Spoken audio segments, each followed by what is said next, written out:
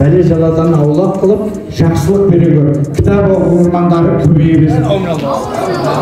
Бір айтарым, егер де бұл өмірде өздеріңіздің мақсат мұраттарыңызды таппасаңыздар, оны табуға кеңес беремін.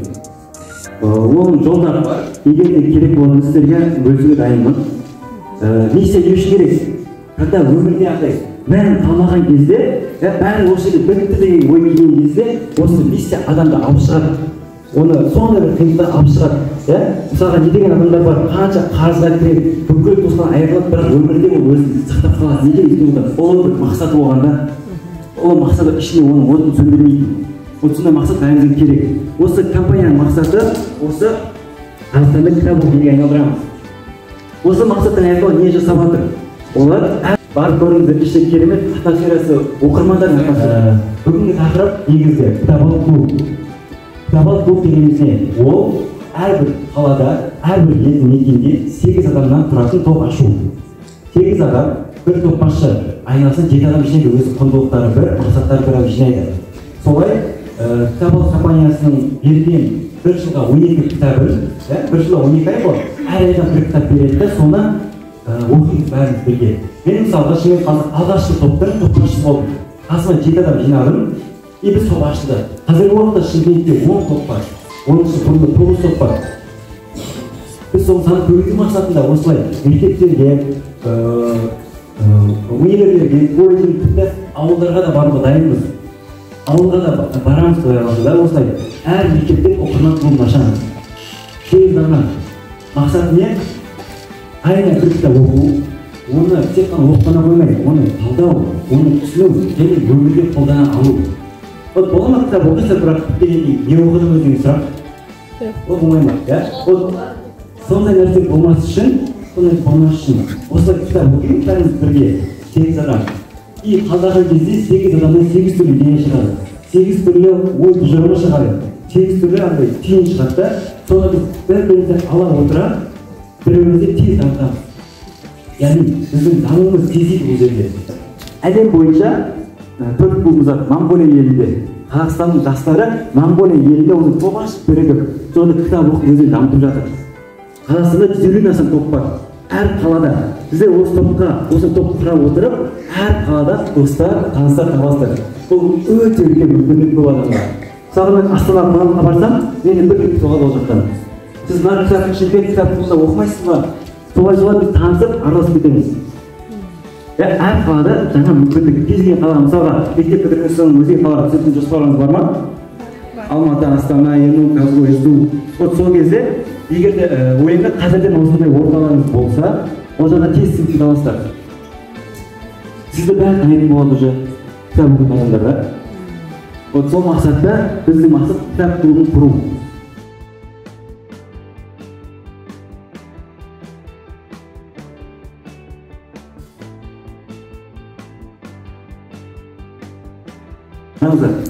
Адам кітап оқуды тоқтатқан кезде, ол өзіне сұрақ қойып тоқтатады. Ал сұрақ қойып тоқтатқан адам, ол дамуды тоқтатады. Былай қараңыздар, ағын суды елестетейік.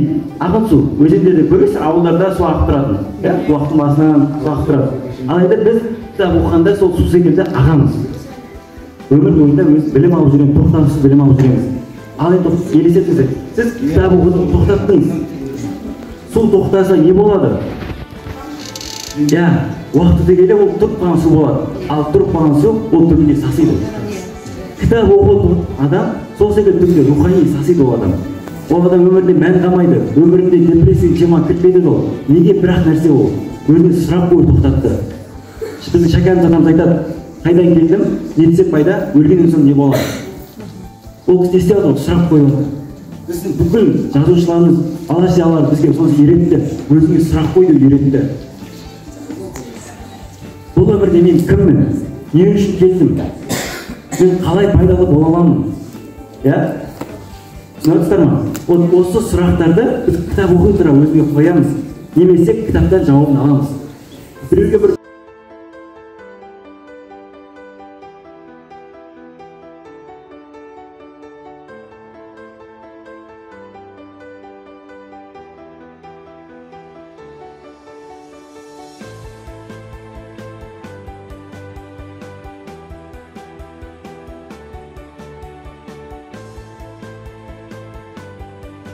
жастарға біз де сіздерден бір көп жас үлкен емеспіз, алайда біз мемлекетімізге, қазақ халқына өзіміздің барынша үлесімізді қосқымыз келеді. Қазіргі уақытта бізде көптеген жағдайлар болып жатыр, әділетсіздік, тағы басқа, бұның барлығы неден болуы мүмкін? Білімсіздіктен болады,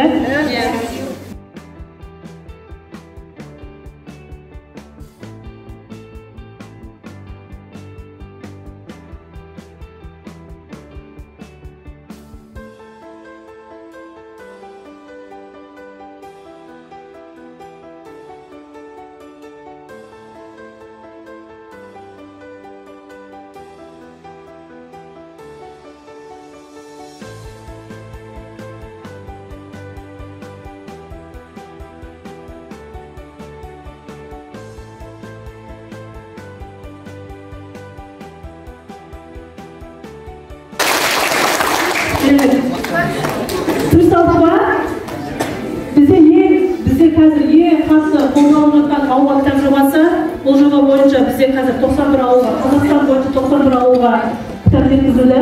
Әр кітапқа 50 кітаптан жеткізіп жатырмыз. Осы ауыл кітап жобасы бойынша бізде ауылға апару керек. Қандай ауылға, қай мектеп? Бұлай көп адам келетін күтпедік, негізі біз дайын болмадық. Біз ойладық қамыз, жинасақ та шүкір оған деп ше, қазір мүмкін кітап оқитындар аз да ойладық, ал сіздер ынтасы барлығы өте көбейген, өздеріңіз сапа ұрсаңыздар осы жерде да.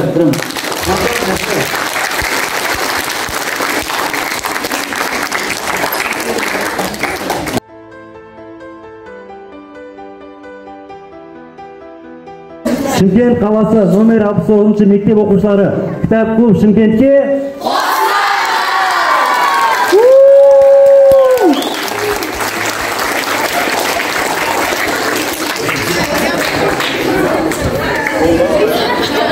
фильмнің жаңағыдай қалай әсер еткендігі туралы осы талқылануда. Бүгінгі келген жастарымызға, студенттерге үлкен алғыс айтамыз. Мен өзім жеке қошеметтеп қояйық.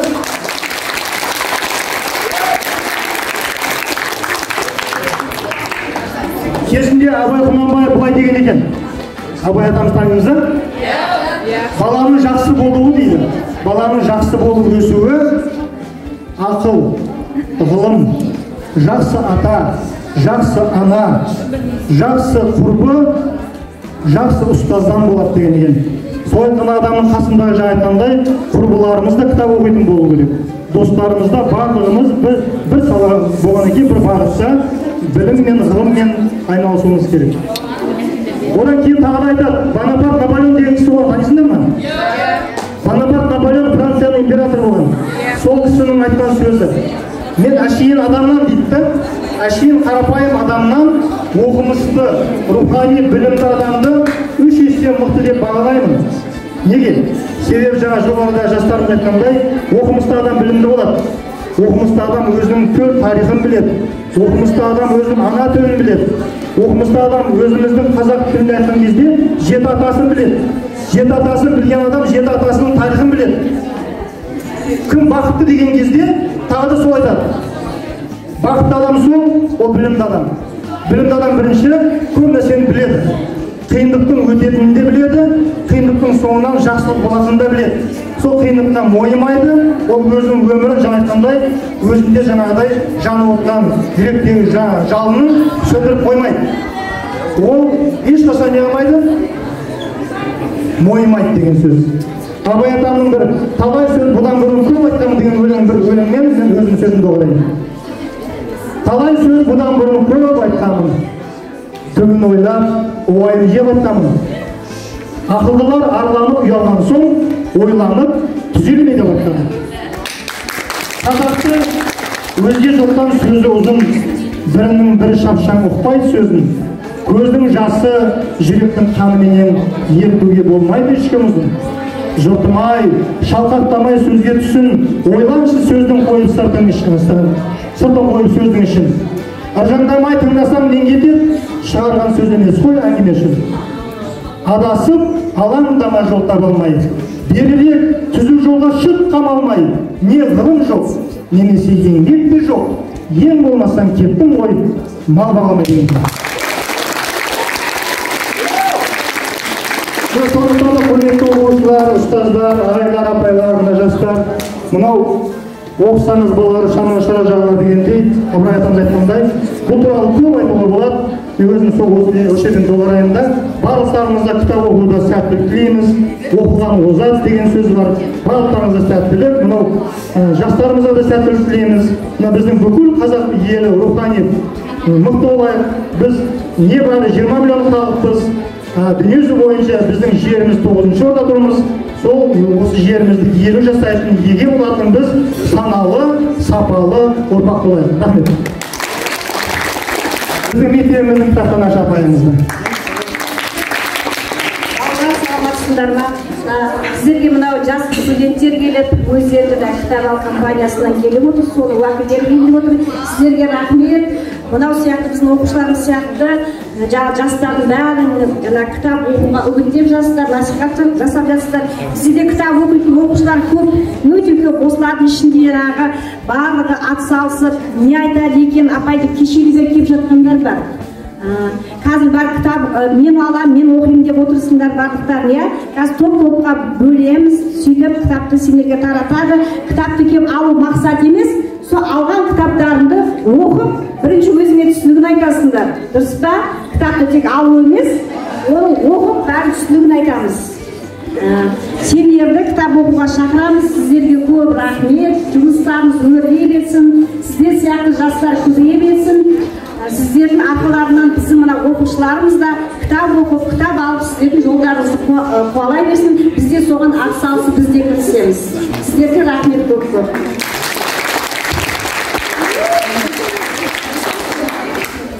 Сіздермен әлде алда тағы да кездесеміз деген үміттемін.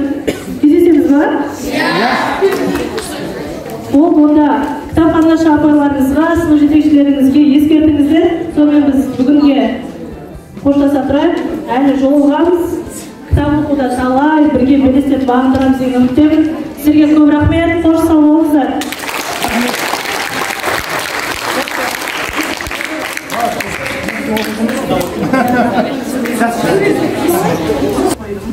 Және де мынандай жұмыстар жасайын деп жатырмыз деген бір не дейді, хабарландыру айтып қойсаңыздар, біз келеміз, және сіздермен арнайы жұмыс жасайтын боламыз. Сіздер мектептеріңізге арнайы бір адам тағайындалады. Негізгі мақсатымыз елге қызмет ету. Елге қызмет бұл тек қана әркімнің бір бойында болу керек деген нәрсе. Мен қалай елме